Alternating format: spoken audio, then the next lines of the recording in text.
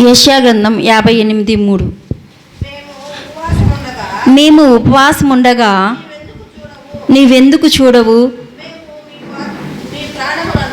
మేము మా ప్రాణములను ఆయాసపరుచుకొనగా నీవెందుకు లక్ష్య పెట్టవు అని అందరూ నీ ఉపవాస దినమున మీరు మీ వ్యాపారమును చేయుదురు, మీ పనివారి చేత కఠినమైన పని చేయించుదురు, మీరు కలహపడుచు వివాదము చేయుచు అన్యాయముగా గుద్దులాడుచు ఉపవాసముందురు.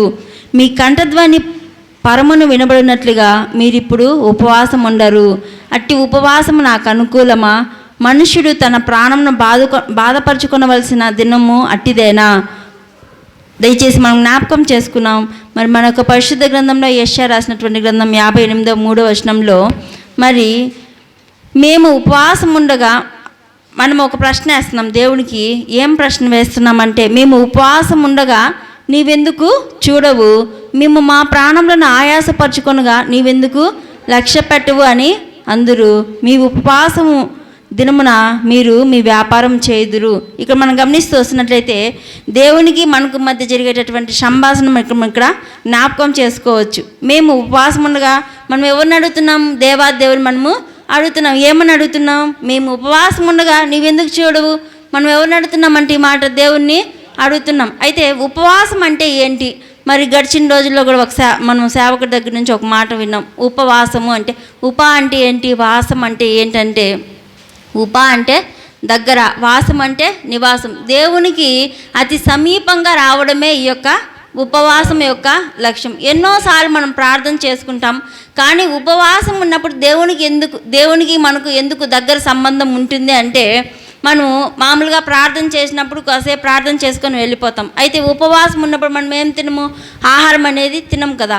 అయితే మన యొక్క ఆలోచన అటు ఇటు పోదు. మనము దేని నిమిత్తం అయితే ప్రార్థన చేస్తున్నామో అదే మన మనసులో ఉంటుంది. అయితే దేవుని యొక్క సన్నిధికి మనం వచ్చినప్పుడు ఉపవాసం చేయాలని చెప్పి మనకు ఆలోచన అనేది వచ్చినప్పుడు ఎందుకు ఉపవాసం చేస్తామంటే, మనకున్న పరిస్థితులను బట్టి కావచ్చు, లేదంటే 40 రోజులు మనము ఈ యొక్క లెంత్ డేస్ వల్ల మనం ఉపవాసం ఉండొచ్చు. అయితే దాని యొక్క ఉద్దేశం ఏమంటే, మన యొక్క జీవితంలో ఎన్నో మరి మనకు అవసరమై ఉండొచ్చు, దాన్ని బట్టి మనము ఉపవాసం ఉండొచ్చు. లేదంటే దేవునికి అది సమీపంగా రావడానికి మనము ఉపవాసం కారణం ఏదైనప్పటికీ ఉపవాసం అంటే అర్థం ఏంటంటే దేవునికి దగ్గరగా సమీపంగా నివసించడం అని దేవుని ఒక భక్తుడు సెలవిస్తున్నాడు. అయితే ఎంతమంది మరి ఈ యొక్క లెంత్ డేస్లో ఉపవాసం ఉంటున్నాము? అంత మాత్రమే కాదు, కానీ ఉపవాసం ఉన్నప్పుడు ఎంతమంది దేవునికి సమీపంగా ఉంటున్నాం? ఒకసారి మన యొక్క హృదయాలకు మనము పరిశీలన చేసుకున్నాం. దేవునికి సమీపంగా ఉన్నప్పుడు దేవునితో మనకి సంబంధం చాలా దగ్గరగా ఉంటుంది. మనం ఒకసారి జ్ఞాపకం చేసుకున్నట్లయితే, మరి దేవునికి మనం సమీపంగా ఉండాలంటే ఒక వ్యక్తితో మనం ఎప్పుడు మాట్లాడుతూ ఉంటే ఆ వ్యక్తి మనకి ఏమవుతారు? ఇష్టమవుతారు. వాళ్ళతో మనం ఏం చేస్తాము? ఫ్రెండ్షిప్ అనేది చేస్తాం. మన పక్కన వాళ్ళని మనం సాదృశ్యంగా తీసుకున్నట్లయితే, వాళ్ళతో చాలాసేపు మనం మాట్లాడినట్లయితే వాళ్ళకి మధ్య మనం ఏం మిగులుతుందంటే ఒక రిలేషన్ అనేది మనకు మిగులుతుంది. అలాగే దేవునితో కూడా మనం మాట్లాడినప్పుడు దేవునికి మనకు పరిచయం అనేది ఏర్పడుతుంది. ఎక్కువ దేవునితో మనం మాట్లాడినప్పుడు మనకేమవుతుందంటే దేవుడు అంటే ఇష్టం పెరగడం, లేదంటే మనకున్నటువంటి అవసరాలు దేవునితో చెప్పుకోవడం. మరి దేవుణ్ణే మనం ఉపవాసం ఉండి ఎందుకు దేవుణ్ణి అడగాలంటే, మన యొక్క అవసరాలు తీర్చేది కేవలం దేవుడు మాత్రమే. దేవుని యొక్క వాక్యం సెలవిస్తుంది, మనుషులు నమ్ముకుంట కంటే యెహోవాను ఆశ్రయించడం మేలని. అయితే ఈ యొక్క ఉపవాసం ఉన్నప్పుడు యెహోవాను ఆశ్రయిస్తే మరి మనకు కలిగేటటువంటి లాభం మనం జ్ఞాపకం చేసుకున్నాం. మేము ఉపవాసం ఉండగా నీవెందుకు చూడవు? మేము మా ప్రాణంలో పరుచుకొనగా నీవెందుకు లక్ష్య పెట్టవు అని అందరూ. దేవుడు ఏమైనా చెప్పాడా మీరు ఉపవాసం ఉండండి అని చెప్పని? అలాగే మన యొక్క ప్రాణములను ఆయాసపరచుకోమని ఏమన్నా దేవుడు చెప్పాడంటే, దేవుడు ఎక్కడా కూడా మరి చెప్పలా. మీరు ఆయాసపరచుకోండి, మిమ్మల్ని మీరు హింసించుకోండి అని చెప్పి ఎక్కడా కూడా చెప్పలేదు. కానీ ఈ యొక్క ఉపవాసం యొక్క ఉద్దేశం ఏమిటంటే, దేవునికి మనం సమీపంగా ఉండడమే ఈ యొక్క ఉపవాసం. ఈ యొక్క ఉపవాసంలో దేవునికి సమీపంగా ఉన్నప్పుడు, దేవునితో సహవాసం చేసినప్పుడు మనల్ని మనం ఏం చేసుకుంటున్నామంట? ఆయాసపరుచుకుంటున్నామే తప్ప దేవుడు మీరు ఆయాసపరచుకోండి, మీరు ఆకలిగా ఉండండి అడగండి అని చెప్పి ఎక్కడా కూడా లేదు. అయితే ఈ యొక్క వాక్యం ఏమని సెలవిస్తుందంటే, మనం అడుగుతున్నాం దేవునితో, మేము ఉపవాసం ఉండగా నీవెందుకు చూడవు? మేము మా ప్రాణంలో ఆయాసపరచునుగా నీవెందుకు లక్ష్యపెట్టవు? దేవుడు అన్ని సమయంలో దేవుడు మనల్ని ఏం చేస్తాడంట? లక్ష్య పెడతాడు. కానీ ఇక్కడ ఈ యొక్క క్వశ్చన్ మార్క్ ఏమంటే మన హృదయం ఒకవేళ దేవునితో ఇలాంటి క్వశ్చన్ మార్క్ వేస్తుందేమో ఒకసారి మనము జ్ఞాపకం చేసుకున్నాం. ప్రభువా, మేము ఉపవాసం ఉన్నాము, మమ్మల్ని మేము ఆయాసపరుచుకుంటున్నాము, అయినా మా యొక్క ప్రార్థనకు జవాబు రావడం లేదేమో అని చెప్పి మనము ఒకవేళ దేవుణ్ణి అడుగుతూ ఉన్నట్లయితే దేవుడు ఇస్తున్నటువంటి జవాబును మనం చూద్దాం.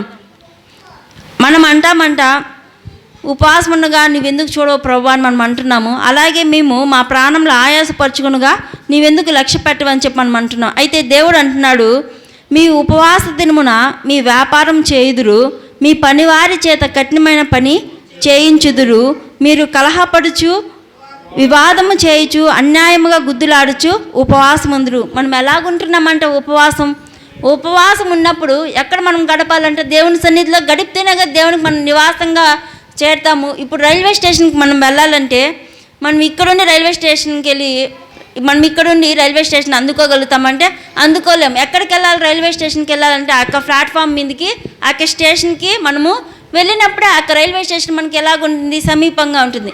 అలాగే దేవుని దగ్గర కూడా మనం ఉన్నప్పుడు మనం ఎలాగుంటాం? దేవునికి సమీపంగా ఉంటాం కదా. ఉపవాసం ఉండి ఎక్కడో దూరంగా ఉంటే దేవుని మనము దగ్గర కాలేం. అందుకే దేవుడు అంటున్నాడు, మీరు ఉపవాసం ఉన్నప్పుడు మీరు వ్యాపారాలు చేస్తున్నారంట, మీ పనివారి చేత ఏం చేస్తున్నామంట? కఠినమైన పని చేయించుదురు. మనల్ని ఒకసారి మనం జ్ఞాపకం చేసుకున్నాం. మనం ఉపవాసం ఉన్నప్పుడు ఎంత పని చేయగలుగుతాము? 3 పూట్ల మనం అన్నం తినలేదు. ఒకవేళ మనకు భారమైనటువంటి మనం పని చేయగలుగుతామా అంటే చేయలేము. ఎందుకంటే నీరసం అయిపోతుంది. ఏదైనా పని చేయాలంటే మనకి ఏమైపోతుందంట? నీరసం అయిపోతుంది. అలాంటిది ఉపవాసం ఉన్నప్పుడు మన యొక్క పరిస్థితి మనకు తెలిసినప్పుడు మన పనివారి దగ్గర మనం ఏం చేపిస్తామంట? కఠినమైనటువంటి పనులు చేపిస్తున్నాం. మనమైతే చేయలేము. ఎటు వాళ్ళ దగ్గర మనం ఏం చేపిస్తున్నామంట? కఠినమైనటువంటి పనులు చేస్తున్నాం. ఇంకా మనం చూస్తూ వస్తున్నట్లయితే మీ కంఠధ్వని పరమున విడబడినట్లుగా మీరు ఇప్పుడు ఉపవాసం ఉండరు, అట్టి ఉపవాసము నాకు అనుకూలమా అంటున్నారు. దేవునితో మనము 2 క్వశ్చన్ మార్కులు పెడుతున్నాం. ఏమనంటే మేము ఉపవాసం ఉండగా నీవెందుకు చూడవని మనం అడుగుతున్నాము. అలాగే మేము మా ప్రాణంలో ఆయాసపరచుకొనగా నీవెందుకు లక్ష్య పెట్టవు. దేవుని 2 క్వశ్చన్లు మనం అడుగుతున్నాం.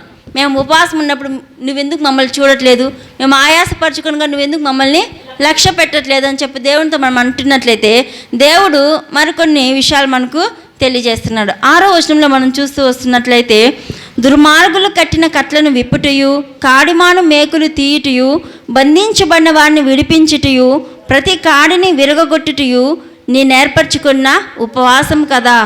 దేవుడు అంటున్నాడు, మనం అంటున్నాము మన యొక్క వాటికి జవాబు రాకపోతే మనం అనుకుంటున్నాము, దేవుడా మమ్మల్ని ఎందుకు నువ్వు లక్ష్య పెట్టట్లేదు, అయ్యా మేము ఆయాసపరచుకుంటున్నాం కదా, నువ్వు మా వైపు ఎందుకు చూడట్లేదంటే దేవుడు అంటున్నాడు, అసలు ఉపవాసం అంటే ఏంటి? మీరు 3 పూట్ల పస్తుండి మిమ్మల్ని మీరు మనము ఏం చేసుకుంటున్నామంట? ఆయాసపరచుకోవడము ఉపవాసం కాదు, కానీ నా ఉపవాసం ఏంటో మీకు చెప్తాను వినండి అని చెప్పని దుర్మార్గులు కట్టిన కట్లను మనం ఏం చేయాలంట? విప్పుటయు, కాడిమాను మేకులు తీయుటయు, బాధింపబడిన వారిని విడిపించుటయు, ప్రతి కాడిని విరగొట్టుటయు నేను ఏర్పరచుకున్న ఉపవాసం కదా. మరి ఉపవాసం ఉన్నప్పుడు మనం ఏం చేస్తున్నాము? మనల్ని మనం ఆయాసపరుచుకుంటున్నాం కరెక్టే, కానీ మరి దేవుడు చెప్పినటువంటి ఈ యొక్క ఉపవాసాన్ని మనము చేయగలుగుతున్నామా? దేవుడు అంటున్నాడు 7వ వచనంలో, నీ ఆహారము ఆకలిగొన్న వారికి పెట్టుటయు, నీ రక్త సంబంధికి ముఖము తప్పింపకుండుటయు, దిక్కుమాలిన బీదలను నీ ఇంట చేర్చుకుంటయు, వస్త్రహీనుడు నీకు కనబడినప్పుడు వానికి వస్త్రములు ఇచ్చుటయు, ఇదియే కదా నాకు ఇష్టమైన ఉపవాసం. దేవునికి ఇష్టమైనటువంటి ఉపవాసం, మనకి ఇష్టమైనటువంటి ఉపవాసం గురించి మనం దేవునికి చెప్తే, దేవుడికి ఇష్టమైనటువంటి ఉపవాసం గురించి దేవుడు కూడా చెప్తున్నాడు. మీరు ఉపవాసం ఉన్నారు కరెక్టే, కానీ మీరు ఏం చేస్తున్నారు నా కోసము? మరి మనం ఏం చేయాలంటే ఉపవాసం ఉన్నప్పుడు ప్రార్థన చేయాలి. ఎలాగో ప్రార్థన చేయాలంటే ఎవరైతే బంధించబడి ఉన్నారో వాళ్ళ కొరకు మనం ఏం చేయాలంట? ప్రార్థన చేయాలి. ఇంకా మనం చూసి వస్తున్నట్లయితే ఎవరైతే మరి ఇక్కడ గమనించినట్లయితే నేను ఏర్పరచుకున్న ఉపవాసం ఏంటంటే, ఇక్కడ మనం దేవుని యొక్క వాక్యం సెలవిస్తుంది, ఎవరైతే మనం ఉపవాసం ఉన్నామో ఆ ఆకలి బాధ ఎవరికి తెలుసు? మనకు తెలుసు కదా. అలాగే ఆకలి దప్పులు కలిగినటువంటి వారికి మనం ఏం చేయాలంట? ఆహారం పెట్టాలని చెప్పని దేవుని యొక్క వాక్యం సెలవిస్తుంది. ఇప్పుడు మనం 3 పూటల్లో 2 పూటలు తినకపోతే మరి ఆ యొక్క ఆహారం మిగులుతుంది కదా. ఆ యొక్క ఆహారాన్ని ఎవరికి పెట్టాలంటే ఎవరైతే ఆకలి గురి ఉంటారో వాళ్ళకి మనం ఏం చేయాలంట? ఆహారం పెట్టేవారు ఉండాలంట. ఎవరైతే వస్త్రహీనులుగా మనకు కనబడతారో వారికి మనం ఏం చేయాలంట? వస్త్రాలు ఇవ్వాలంట. ఇదే కదా నాకు ఇష్టమైనటువంటి ఉపవాసం. మనము ఉపవాసం అంటే ఏమో అనుకునేస్తాం. ఉపవాసం మనము 3 పూట్ల ఆహారం తినకుండా దేవుని సన్నిధిలో మన యొక్క అవసరత కొరకు దేవునితో మనము పోరాడుతూ ఉంటాం. అయితే దేవుడు అంటున్నాడు, అసలు ఉపవాసం అంటే ఏంటంటే ఎవరైతే ఆకలిగా ఉంటారో వాళ్ళకి ఆహారం పెట్టడము, ఇంకోటి ఎవరైతే వస్త్రాలు లేకుండా ఉంటారో వాళ్ళకి వస్త్రాలు ఇవ్వడము. ఇంకా మనం చూస్తూ వస్తున్నట్లయితే ఎవరైతే బాధపడుతూ ఉంటున్నారో వాళ్ళ దగ్గరికి వెళ్ళి మనం ఏం చేయాలంట, బాధపడొద్దు అని చెప్పే వాళ్ళు మనము ధైర్యపరచాలి, ఓదార్చేవారుగా ఉండాలి. ఇంకో చోట దేవుని యొక్క వాక్యం సెలవిస్తుంది, నవ్వే వాళ్ళ దగ్గర నవ్వే వాళ్ళు ఉంటారు, వాళ్ళ దగ్గరికి వెళ్ళి మనం ఏం చేయాలంట, వాళ్ళతో పాటు నవ్వచ్చు. దుఃఖపడే వాళ్ళు ఉంటారు, వాళ్ళ దగ్గరికి మనం ఏం చేయాలంట, మనం కూడా ఏం చేయాలా, దుఃఖపడాలి. యోబును మనం జ్ఞాపకం చేసుకున్నట్లయితే యోబుకు సమస్య వచ్చినప్పుడు యోబు యొక్క స్నేహితులు అంటున్నారు తనతో కూడా యోబు దగ్గరికి వెళ్ళి మాట్లాడే ధైర్యం కూడా వాళ్ళు చేయలేకపోయారంట. ఎందుకంటే యోబుకు ఉన్నటువంటి ఆ యొక్క పరిస్థితి అలాగుంది. తన యొక్క స్నేహితులు దూరంగా ఉండి యోబు ఏం చేస్తున్నాడు, ఉపవాసం ఉండి ప్రార్థన చేస్తున్నాడు. తన యొక్క స్నేహితులు కూడా ఏం చేస్తున్నారంట, దూరంగా నిలబడి తన కొరకు ప్రార్థన చేసేవారు ఉన్నారు. అలాంటి పరిస్థితి మనం కూడా ఏం చేయాలంట, కలిగి ఉండాలి. ఇదే కదా మరి నాకు ఇష్టమైనటువంటి ఉపవాసం అంటున్నాడు. అలాగే కింద మనం చూస్తూ వస్తున్నట్లయితే 8వ వచనం చివరి భాగంలో మనం చూస్తూ వస్తున్నట్లయితే, అలాగూ నీవు చేసిన యెడల నీ వెలుగు వేకువ చుక్క వలె ఉదయించును. ఎలాగ చేయాలి, మన యొక్క వేకువ చుక్క ఇక్కడ మనం గమనించినట్లయితే నీవు చేసిన యెడల నీ వెలుగు వేకువ చుక్క వలె ఉదయించును. మన యొక్క వెలుగు ఏంటి, మన యొక్క అవసరం ఏంటి, ఇక్కడ మనం జ్ఞాపకం చేసుకున్నట్లయితే మనం ఏ పని అయితే చేస్తున్నామో ఆ యొక్క పనిలో మనము అభివృద్ధి చెందాలి అంటే మనము ఆ యొక్క దేవుడు చెప్పినటువంటి మాటలు మనము ఆచరించేవారు ఉండాలని చెప్పనేసి దేవుని యొక్క వాక్యం సెలవిస్తుంది. ఇంకా కిందకు వచ్చినట్లయితే, స్వస్థత నీకు శీఘ్రముగా లభించును, నీ నీతి ముందర నడుచును, యెహోవా మహిమ నీ సైన్యపు వెనుకటి భాగము కావలి కాయను. స్వస్థత నీకు శీఘ్రంగా లభించాలంటే దేవుడు చెప్పినటువంటి ఉపవాసాన్ని మనము పాటించాలి. ఆయన చెప్పినటువంటి ఉపవాసము ఇక్కడ 3 అంశాలు దేవుడు మనతో మాట్లాడుతున్నాడు. ఉపవాసం అంటే ఏంటంటే ఎవరైతే ఆకలి కలిగి ఉంటారో వాళ్ళకి మనం ఏం చేయాలంట, ఆహారం పెట్టాలి. ఎవరైతే వస్త్రహీనులుగా మనకు కనబడతారో అలాంటి వాళ్ళు మనకు కనిపిరంటే చాలామంది కనిపిస్తారు. భూమిపైన అలాంటి వాళ్ళు లేరంటే చాలామంది ఉన్నారు. వాళ్ళకి మనం ఏం చేయాలంట, వస్త్రాన్ని ఇచ్చేవారు ఉండాలి. 3వదిగా మనం చూస్తూ వస్తున్నట్లయితే ఎవరైతే బాధపడుతున్నారో వాళ్ళు మనం ఏం చేయాలంట, ఓదార్చేవారు ఉండాలి. ఎవరైతే కాడుమాను వారి యొక్క కష్టాన్ని మనం ఏం చేయాలంట, కొంతైనా వాళ్ళకి మనము సహాయం చేయగలగాలని చెప్పని దేవుని యొక్క వాక్యం సెలవిస్తుంది. ఇదే కదా నేను ఏర్పరచుకున్నటువంటి ఉపవాసం అంటున్నారు. మరి మన యొక్క ఉపవాసం ఎలాగుందో ఒకసారి మనము జ్ఞాపకం చేసుకుందాం. అలాగే మత్తయి రాసిన సువార్త 5వ అధ్యాయం 16వ వచనాన్ని మనం చదువుకున్నాం.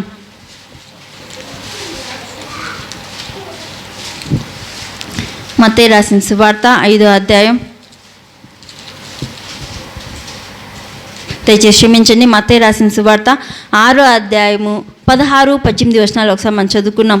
మీరు ఉపవాసం చేయనప్పుడు వేషధారుల వలె దుఃఖముఖులై ఉండకుడి, తాము ఉపవాసం చేయుచున్నట్లు మనుషులకు కనబడవలనని వారు తమ ముఖములను వికారం చేసుకుందురు, వారు తమ ఫలము పొందియున్నారని మీతో నిశ్చయముగా చెప్పుచున్నాను. ఉపవాసం చేయుచున్నట్లు మనుషులకు కనబడవలనని కాక రహస్యమందున్న మీ తండ్రికే కనబడవలనని నీవు ఉపవాసం చేయునప్పుడు నీ తల అంటుకొని నీ ముఖము కడుకొనుము, అప్పుడు రహస్యమందు చూచుచున్న నీ తండ్రి నీకు ప్రతిఫలం ఇచ్చును. హల్లెలూయా. మనకు ప్రతిఫలం అనేది ఎప్పుడు దొరుకుతుందంట, దేవుని యొక్క వాక్యం సెలవిస్తుంది. మనం ఉపవాసం చేస్తున్నప్పుడు ఎలాగుండాలంటే వేషధారుల వలె ఉండకూడదంట. ఉపవాసం చేస్తున్నప్పుడు నీరసంగా ఇతరులు కనిపించినప్పుడు ఏమమ్మా నీరసంగా ఉన్నావంటే ఏం లేదమ్మా నేను ఉపవాసం ఉన్నానని వారికి తెలిసేలాగా మనం ఉపవాసం ఉండకూడదంట. ఉపవాసం ఉన్నప్పుడు మనం ఎలాగుండాలంట, మన యొక్క తలను ఏం చేయాలంట, అంటుకోవాలంట. నూనెతో ఉన్నప్పుడు మన యొక్క ముఖం ఎలాగుంటుంది చెప్పండి, మనకందరికీ తెలుసు కదా, ముఖము కొంచెం చిన్నదిగా కనిపిస్తుంది, లేకపోతే కొంచెం డల్లుగా అనిపిస్తుంది నూనె పెట్టుకున్నప్పుడు.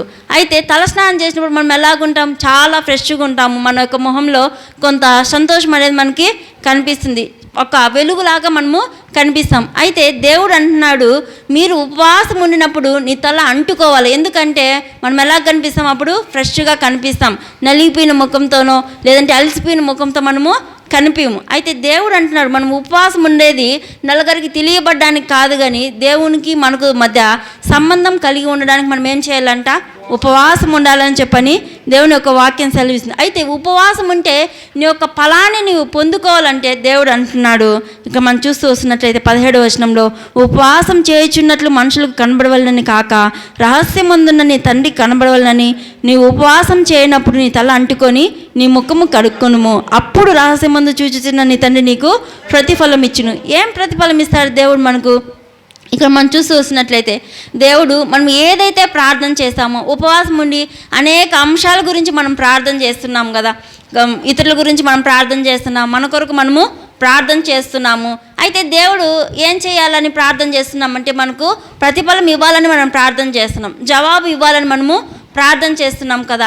అయితే ఈ యొక్క జవాబు పొందుకోకపోతే మనకు ప్రతిఫలం అనేది రాదు. అయితే ప్రతిఫలం పొందుకోవాలంటే మనం ఎలాగ చేయాలంటే ప్రార్థన రహస్యమందున్న మరి ఆ దేవాది దేవుడికి మనం ఎలాగ చేయాలంట, రహస్యంగా మనము ప్రార్థన చేయాలి. నలుగురు కనబడాలనేసి మరి వీధుల్లో నిలబడి మనము ప్రార్థన చేయాల్సినటువంటి అవసరం లేదు. మన యొక్క ప్రార్థన ఎవరికి తెలియాలా? దేవాది దేవుడికి మన యొక్క ప్రార్థన తెలియాలి. అలాగే ఎప్పుడైతే దేవునికి నీకు మధ్య ఆ యొక్క ప్రార్థన తెలియజేయబడుతుందో అప్పుడు ఆ దేవుడు మనకేమి ఇస్తాడంట, ప్రతిఫలం ఇస్తాడు. మనం ఇది ఇప్పుడు ఉపవాసం ఉండి ప్రార్థన చేస్తున్నాం దేని కొరకు అంటే, మరి ఇంతమంది ప్రార్థన చేస్తున్నారు కదా, అనేక అంశాలు బట్టి మనము ప్రార్థన చేస్తున్నాం. ఎందుకు? దేవుడు మనకు జవాబు అనుగ్రహిస్తాడని, దేవుడు గొప్ప కార్యం జరిగిస్తాడని. ఎన్నో అంశాలు ఉన్నాయి కుటుంబంలో, ఎన్నో రకరకాల అంశాల గురించి మనము బాధపడుతున్నాము. మరి శత్రువుపై మనము జయం పొందడానికి రకరకాల అంశాల కొరకు మనము ప్రార్థన చేస్తున్నాం. ఒకవేళ వివాహాల కొరకు మనం ప్రార్థన చేస్తున్నాం, అలాగే యవనస్తులు మరి పాపంలో పడిపోకుండా మనం ప్రార్థన చేస్తున్నాం. వీటన్నిటిని మనం జయం పొందుకోవాలంటే మనం ఏం చేయాలంట, మరి వేషధారుల వల్ల మనం ఏం చేయకూడదంట, ప్రార్థన చేయకూడదంట. మీరు ఉపవాసం చేయనప్పుడు వేషధారుల వల్ల దుఃఖంగా మనం ప్రార్థన చేయవలసినటువంటి అవసరం లేదు. మనం ఎలాగ చేయొచ్చు అంటే ప్రార్థన సంతోషంగా మనము ప్రార్థన చేయొచ్చు. ఎందుకంటే ఈ యొక్క ఉపవాసంలో మనం ఎవరితో మాట్లాడుతున్నాము? దేవునితో మాట్లాడుతున్నాం. కొంతమందిని మనం గమనించినట్లయితే ఉపవాసం ఉంటారు, వాళ్ళ దగ్గరికి మనం వెళ్ళినప్పుడు వాళ్ళు ఎలాగుంటారంట, దుఃఖంగా కనిపిస్తారు. అప్పుడు ఏమ్మా దుఃఖంగా ఉన్నామని మనం అడిగినప్పుడు, ఉపవాసం ఉన్నానమ్మా, నేను చాలా నీరసంగా ఉన్నా అని వాళ్ళు అంటారు. అప్పుడు ఎలా అందరికీ తెలిసిపోతుంది, పాపము ఈమె ఉపవాసం ఉందంటే ఈమె తినలేదంట అనే ఆ ఆలోచన ఇతరులకు రాకుండా మనం ఏం చేయాలంట, ఒకవేళ ఉపవాసం ఉండడం మరి 3 పూట్ల అన్నం తినకుండా ఉండడం కూడా మంచిదే, కానీ మనం ఎలాగ కనిపించాలంట, దేవుని యొక్క సన్నిధిలో ఆయన అంటున్నాడు నీ ముఖము కడుక్కుకొనుము అంటే దేవుని యొక్క వాక్యం సెలవిస్తుంది. మనం ఎలాగ ప్రార్థన చేయాలంట, మనం మనుషులకు కనబడవాలని మనము ప్రార్థన చేయకూడదు. మనం ప్రతిఫలం పొందుకోవాలంటే మన యొక్క ప్రార్థన ఎవరికి తెలియాలంట, మరి మనుషులకు తెలియాల్సినటువంటి అవసరం లేదు. మనం ఏ ప్రార్థన అయితే చేస్తున్నామో, ఈ యొక్క ఉపవాసం అంటే ఏంటి, అంటే దగ్గర, నివాసం అంటే సమీపంగా, దేవునికి సమీపంగా ఉన్నప్పుడు మనము మరి ఎవరితో మనం మాట్లాడుతున్నామనే అంశాన్ని కూడా మనము జ్ఞాపకం చేసుకోవాలి. దేవునితో మనం మాట్లాడుతున్నప్పుడు దేవుని యొక్క ఒక మాట సెలవిస్తుంది, మనం విస్తరించి ప్రార్థన చేయటం వల్ల దేవుడు మన ప్రార్థన వింటాడని చెప్పి మనము అనుకోకూడదంటే, మనకి ఏమైతే అవసరమైందో ఆ అంశాన్ని మనం ఎవరి సన్నిధిలో పెట్టాలంట, దేవుని సన్నిధిలో పెట్టాలని చెప్పని దేవుని యొక్క వాక్యం సెలవిస్తుంది. కాబట్టి మనము ఈ యొక్క సాయంకాల సమయంలో ఈ యొక్క అంశాన్ని మనం జ్ఞాపకం చేసుకున్నాం. మనం ప్రార్థన చేస్తున్నప్పుడు, ఉపవాసం ఉన్నప్పుడు మనుషులకు కనబడవాలని మనము ప్రార్థన చేయవలసినటువంటి అవసరం లేదు. మనం ఉపవాసం ఉన్నది దేవునికి తెలిస్తే చాలు, దేవుడు మన యొక్క కార్యాన్ని సఫలపరుస్తాడు. మరొక అంశాన్ని మనం జ్ఞాపకం చేసుకున్నాం. నెహెమ్యా గ్రంథం ఒకసారి తీద్దాం.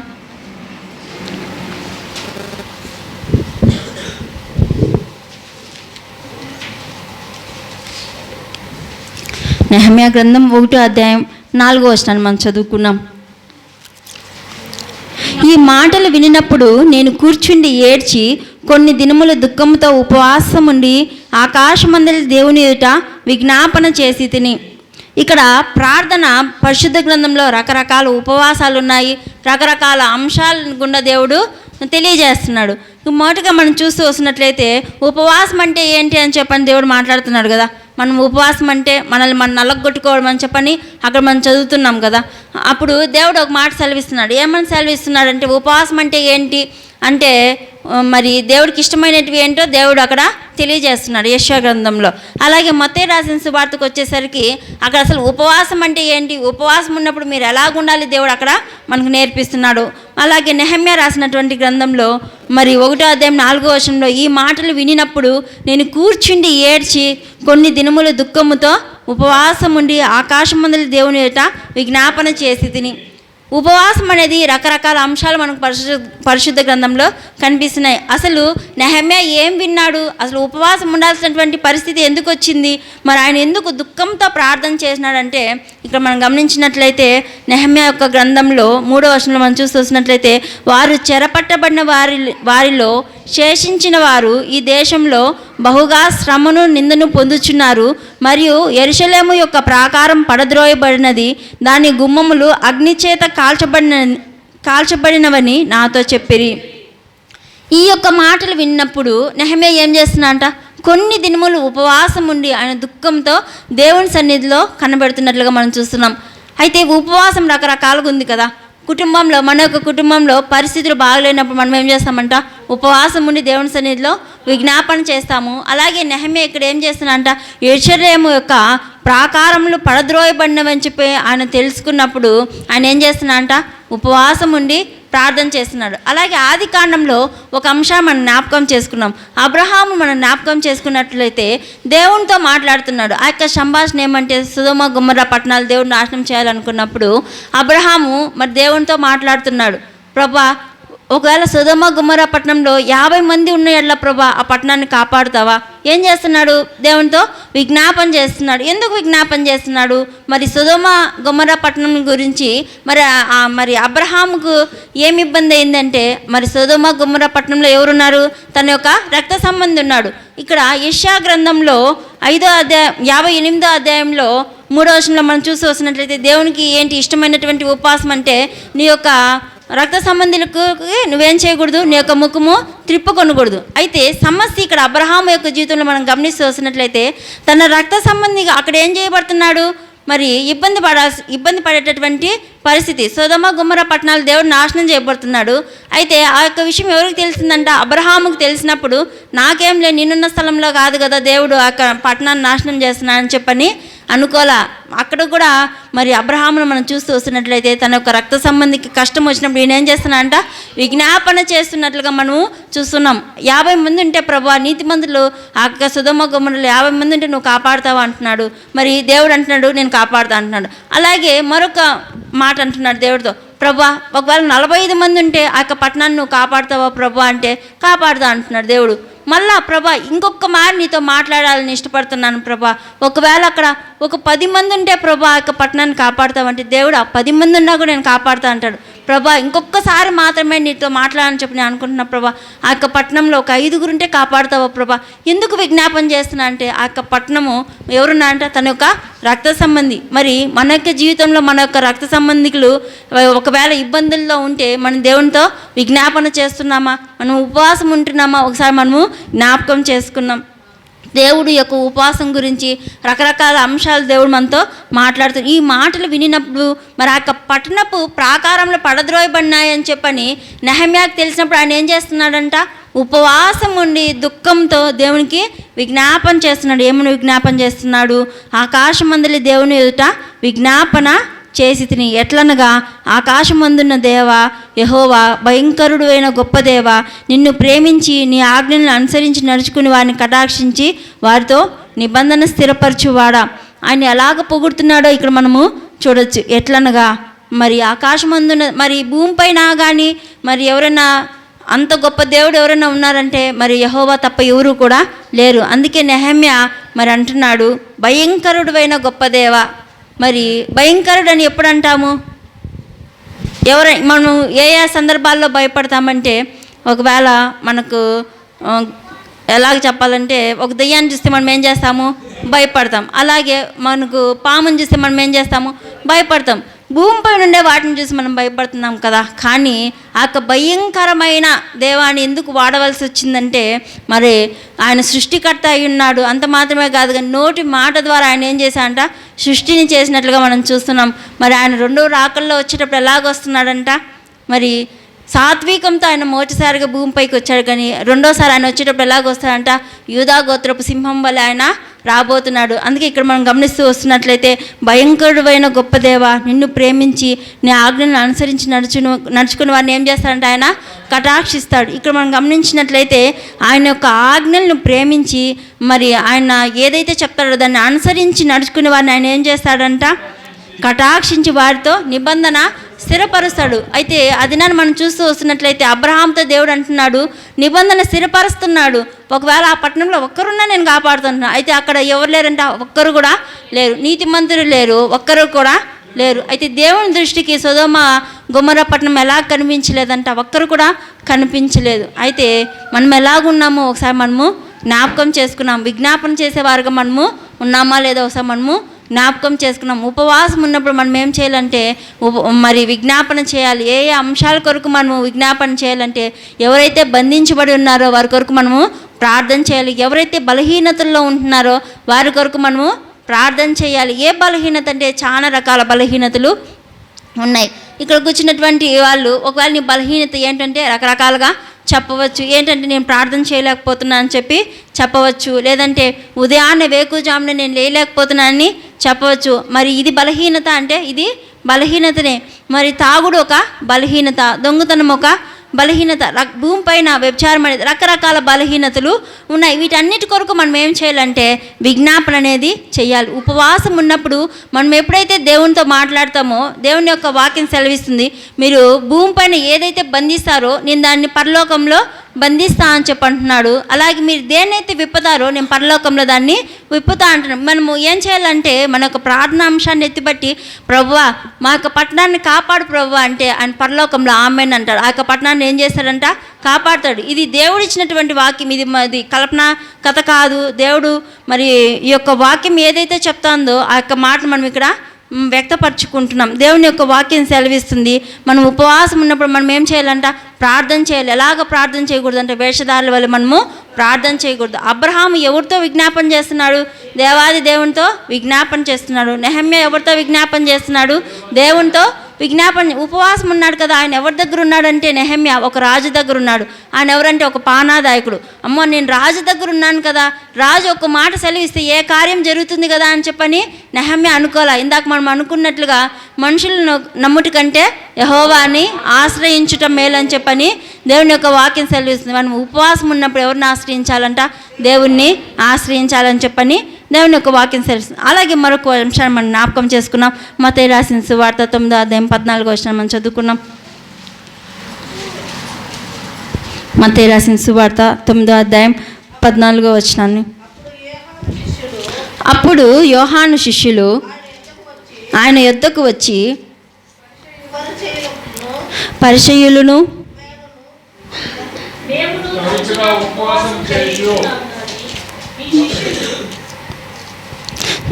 మత్తయి రాసిన సువార్త 9వ అధ్యాయం 14వ వచనంలో అప్పుడు యోహాను శిష్యులు ఆయన యొద్దకు వచ్చి పరిసయ్యులను మేమును తరచుగా ఉపవాసం చేయుచున్నాము కానీ శిష్యులు ఉపవాసం చేయరు, దీనికి హేతువేమని ఆయన్ను అడిగాను.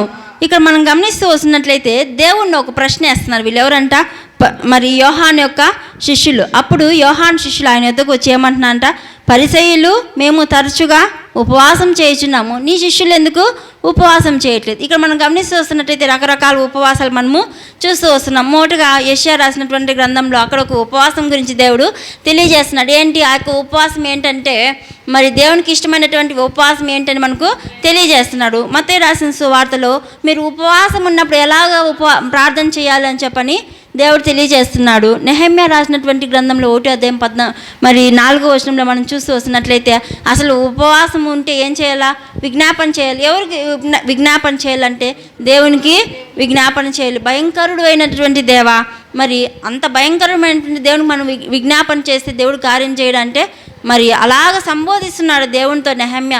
భయంకరుడు అయినటువంటి దేవా, ఆకాశం ఉన్నటువంటి దేవా, మరి నా యొక్క విజ్ఞాపన వినువని చెప్పని ఆయన ప్రార్థన చేస్తున్నాడు. మత్తయి రాసినటువంటి సువార్తలో 9:14లో ఇక్కడ ఒక వ్యత్యాసంగా మనకు కనిపిస్తుంది. ఇక్కడ ఎవరంట, దేవుడు వాళ్ళతో మాట్లాడుతున్నాడు. ఎవరితో? యోహాను యొక్క శిష్యులతో. అప్పుడు యోహాను శిష్యులు ఎవరి దగ్గరికి వచ్చారు? యేసు ప్రభు దగ్గరికి వచ్చినట్లుగా మనం చూస్తున్నాం. ఆయన యొద్దకు వచ్చి పరిసయ్యులు మేము తరచుగా ఉపవాసం చేయుచున్నాము కానీ నీ శిష్యులు ఉపవాసం చేయరు, దీనికి హేతువేమని ఆయన్ని అడగగా అప్పుడు యేసు ప్రభు ఒక మాట అంటాడు. యేసు పెండ్లి కుమారుడు తమతో కూడా ఉండు కాలమున పెండ్లి ఇంటి వారు దుఃఖపడగలరా? పెండ్లి కుమారు వారి యొద్ద నుండి కొనుక్కోబడు దినములు వచ్చును, అప్పుడు వారు ఉపవాసం చేదురు. అసలు ఈ యొక్క మాట మనం జ్ఞాపకం చేసుకున్నట్లయితే ఇక్కడ యోహాను యొక్క శిష్యులు అంటున్నారు, మరి యోహాను శిష్యులు వాళ్ళు ఉపవాసం ఉంటున్నారంట, పరిసయ్యులు కూడా ఉపవాసం ఉంటున్నారంట. అయితే యేసు ప్రభు యొక్క శిష్యులు వీళ్ళెందుకు ఉపవాసం ఉండట్లేదని చెప్పండి దేవాది దేవుని అక్కడ వాళ్ళు అడుగుతున్నారు. అప్పుడు దేవాది దేవుడు ఒక మాట అంటున్నాడు, పెండ్లి కుమారుడు ఉన్న ఇంట్లో మనం ఉపవాసం, పెండ్లి కుమారుడు ఒక ఇంట్లో ఉన్నట్లయితే అక్కడ రకరకాల వంటలు ఉంటాయి. అక్కడ ఆ ఇంట్లో ఎవరైనా ఉపవాసం ఉంటారంటే ఎవరు కూడా ఉపవాసం ఉండరు. ఎందుకు అంటే ఆ ఇల్లు ఎలాగుందంట, సంతోషంగా ఉంది, నిండుగా ఉంది. అంత మాత్రమే కాదు కానీ ఆ కుటుంబము మరి అనేక మంది బంధువులతో కలిసి ఉన్నట్లుగా మనం చూస్తున్నాం.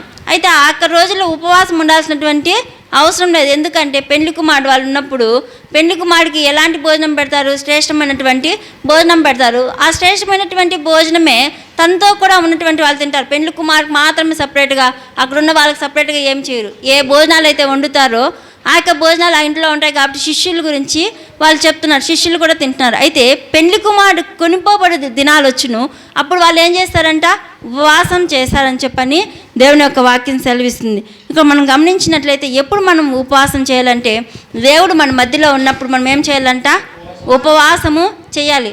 అయితే ఆ యొక్క సందర్భాన్ని మనం జ్ఞాపకం చేసుకున్నట్లయితే వాళ్ళు పరిసయ్యులు ఆయన్ని శోధిస్తున్నారు. ఎలాగా అంటే నీ యొక్క శిష్యులు మాత్రం ఉపవాసం ఉండట్లేదు, మేము ఉపవాసం ఉంటున్నామని. అయితే దేవుడు దానికి ఒక విధంగా మనం చూస్తూ వస్తున్నట్లయితే దేవుడు మనతో ఉన్నట్లయితే మనం ఏం చేయాల్సినటువంటి అవసరం లేదంట, ఉపవాసం ఉండాల్సినటువంటి అవసరం లేదు. అయితే ఇక్కడ దేవుని యొక్క వాక్యం సెలవిస్తుంది, పెండ్లి కుమారుడు ఆ ఇంట్లో నుంచి వెళ్తాడు కదా, అప్పుడు నా యొక్క శిష్యులు అంటే ఆ యొక్క మాటలకు అర్థం ఏమిటంటే ఆయన భూమిపైన ఉన్నప్పుడు వాళ్ళు ఎలాగున్నారు, సంతోషంగా అక్కడ కనిపిస్తున్నారు. అయితే పెండ్లి కుమారుడు పరలోకానికి ఎత్తబడతాడు, అప్పుడు ఏం చేయబడతాడు, వాళ్ళకి అక్కడ శ్రమ అనేది వస్తుంది. మరి ఆ యొక్క శ్రమలో వాళ్ళు ఏం చేయాలి, దేవుని వెతకాలంటే వాళ్ళు ఏం చేయాలి, ఉపవాసం చేయాలి. మరి ఉపవాసం అంటే దేవునికి సమీపంగా రావాలి. అయితే ఇక్కడ మనం గమనించినట్లయితే దేవుని యొక్క వాక్యము ఇందులో ఉన్నటువంటి మర్మాన్ని మనకు దేవుడు తెలియజేస్తున్నాడు. మరి మనం ఏం చేయాలంటే ఉపవాసం ఉన్నప్పుడు, ఉపవాసం ఎందుకు చేయాలంటే మనకున్నటువంటి సమస్యలు బట్టి, మనకున్నటువంటి శ్రమను బట్టి మనం ఏం చేయాలంట, దేవునికి దగ్గర అవ్వాలి. దేవుడికి సమీపంగా ఉన్నప్పుడు దేవుడు మరి మన యొక్క కార్యాలైనా సఫలపరుస్తారని చెప్పి దేవుని యొక్క వాక్యం సెలవిస్తుంది. మరి ఇంకా మనం గమనిస్తూ వస్తున్నట్లయితే రకరకాల ఉపవాసాలు ఉన్నాయి. వాళ్ళకి వచ్చినటువంటి సమస్యలను బట్టి చాలామంది భక్తులు ఉపవాసం ఉన్న పరిస్థితి మనము చూస్తున్నాం. మరి రాణి అయినటువంటి ఎస్తేరు మనం జ్ఞాపకం చేసుకున్నట్లయితే ఆమె ఉపవాసం ఉండింది. ఆమె మాత్రమే కాదు కానీ ఆమె చెల్లికత్తెలను కూడా ఏం చేస్తుందంట, ఉపవాస దినాలను ప్రకటిస్తుంది. ఎందుకంటే తన యొక్క ప్రజలను కాపాడుకోవడానికి. ఏమైంది అక్కడ ఆ యొక్క సందర్భాన్ని మనం జ్ఞాపకం చేసుకున్నట్లయితే వారికి సమస్య, శ్రమ అనేది వాళ్ళు ఎదుర్కొంటున్నారు. ఆ సమస్య నుంచి, ఆ శ్రమ నుంచి వాళ్ళు విడుదల పొందాలంటే వాళ్ళు ఏం చేయాలంట, ఉపవాసం ఉండాలి. ఎప్పుడైతే ఉపవాసం ఉండి వాళ్ళు దేవుని వైపు చూస్తారో, దేవుడి వైపు మనం ఎప్పుడు చూసినా మనం ఏం చేయగలుగుతామంటే ప్రతిఫలాన్ని మనము పొందుకోగలుగుతాం. దేవుని వైపు చూడకపోతే మనం ఏం చేయలేమంట, ప్రతిఫలాన్ని పొందుకోలేమని చెప్పండి దేవుని యొక్క వాక్యం సెలవిస్తుంది. రాణి అయినటువంటి ఎస్తేరు మరి రాజును నమ్ముకొనకంటే ఎవరిని ఆశ్రయించడం మేలంట, యెహోవాని ఆశ్రయించడం. మనుషులు నమ్ముకుంటే యెహోవాని ఆశ్రయించడం మేలు, రాజులను నమ్ముకుంటే యెహోవాను ఆశ్రయించడం మేలు. ఆమె ఏ స్థానంలో ఉంది, ఒక రాణి స్థానంలో ఉంది. అయితే రాణి పక్కన ఎవరు ఉంటారు, రాజు ఉంటారు. ఆమె ఎవరిని నమ్ముకునిందంట, అయినా రాజుని నమ్ముకోవాలా. ఎవరిని నమ్ముకునిందంట, యెహోవాని. అయితే యెహోవాని ఎప్పుడైతే ఆమె ఆశ్రయించిందో ఆమె యొక్క జీవితంలో గొప్ప కార్యం జరిగించినట్లుగా మనం చూస్తున్నాం. ఆమె జీవితంలో మాత్రమే కాదు కానీ యూదులందరి జీవితంలో దేవుడు ఆ యొక్క దినాన గొప్ప కార్యం జరిగించినట్లుగా మనం చూస్తున్నాం. ఇంకా పరిశుద్ధ గ్రంథంలో అనేకమైనటువంటి ఉపవాసాల గురించి ఉన్నాయి. యుద్ధానికి వెళ్ళాలి, ఎక్కడ మొరపెడుతున్నారు వాళ్ళు, దేవుని సన్నిధిలో వాళ్ళు ఎదురు చూస్తున్నారు. దేవుని సన్నిధిలో వాళ్ళు మొరపెట్టినప్పుడు యుద్ధాలు కూడా గెలిచినటువంటి సందర్భాలు ఎన్నో ఉన్నాయి. కాబట్టి జ్ఞాపకం చేసుకున్నాం ఈ యొక్క ఉపవాసం ఎందుకంటే మన యొక్క జీవితంలో చూడబోయే మేలు కొరకని చెప్పని దేవుని యొక్క వాక్యం సెలవిస్తుంది. ఈ యొక్క ఉపవాసం ఎందుకంటే ఆకలిగా ఉన్న వారికి మనం ఏం చేయాలంట, ఆహారం పెట్టాలి. ఎవరైతే వస్త్రహీనులుగా ఉంటున్నారో వాళ్ళకి మనం ఏం చేయాలంట, వస్త్రాలు. ఇదే కదా నిజమైనటువంటి ఉపవాసం, నాకు అనుకూలమైనటువంటి ఉపవాసం అంటాడు దేవుడు. మరి దేవునికి ఇష్టమైనటువంటి ఉపవాసాన్ని మనం ఎందుకు చేయకూడదు కదా. కొన్నిసార్లు ఇలాంటి త్యాగాన్ని కూడా మనం ఏం చేయాలంట, చేయాలి. దేవునికి ఇష్టం కదా ఇది. మరి ఇది లేని వాళ్ళకి మనం ఏం చేయాలి, ఆహారం పెట్టాలి.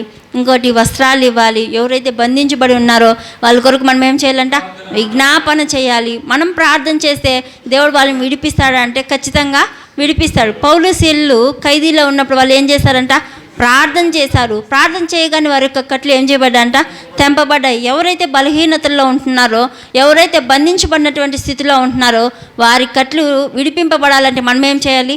ప్రార్థన చేయాలి, విజ్ఞాపన చేయాలి. అది ఎలాగ చేయాలంటే నలుగురికి కనబడాలని కాదు, కానీ రహస్యమందు చూచుచున్న మన తండ్రికి మనం ఏం చేయాలంట?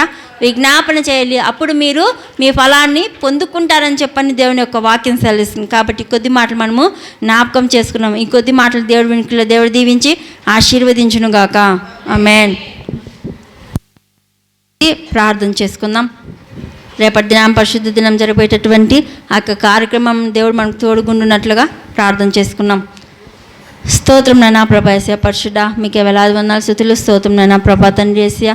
అయ్యా తండ్రి దినాన్ని సిద్ధపాటు దినం నైనా, రేపటి దినం పరిశుద్ధ దినం నైనా ప్రభా, అయ్యా నీ సన్నిధిలో నైనా ప్రభా మేము ఇలాగ చేరినైనా ప్రభా ప్రార్థించే వారు ఉంటున్నందుకే మీకు స్తోత్రంలో వందనాలు చెల్లించుకుంటున్నాం నైనా ప్రభా. అయ్యా రేపటి దినం పరిశుద్ధ నీ బిడ్డలందరూ కలిసి నైనా ప్రభా నీ సన్నిధిలో మీ యొక్క పరిశుద్ధ నామాన్ని స్తుతించేవారుగా, ఆరాధించేవారుగా ఉండడానికి మీ సహాయం చేయండి నైనా ప్రభా. అలాగే నైనా ప్రభా తండ్రి ఆది నుంచి అంతం వరకు మీరు అధ్యక్షత వహించండి నైనా ప్రభా. తండ్రి ఎవరి మధ్య అయితే సమాధానం లేకుండా ఉందో నైనా ప్రభా వాళ్ళ మధ్య సమాధానం మీరు తీసుకురమ్మని నైనా ప్రభా తండ్రి. అయ్యా మీ గొప్ప కార్యాలైనా ప్రభా తండ్రి వేసి ఈ 40 రోజులు ఉపవాస ప్రార్థనలో నీ బిడ్డలకు మీరు తోడుగుండండి. అపవాది ఎక్కడా కూడా నీ బిడ్డలను శోధించకుండా నైనా ప్రభా తండ్రి బిడ్డల యొక్క జీవితంలో విజయాన్ని పొందుకునే భాగ్యాన్ని మీరు దయచేయమని యేసు నామములో అడుగుతున్నాం తండ్రి. ఆమేన్.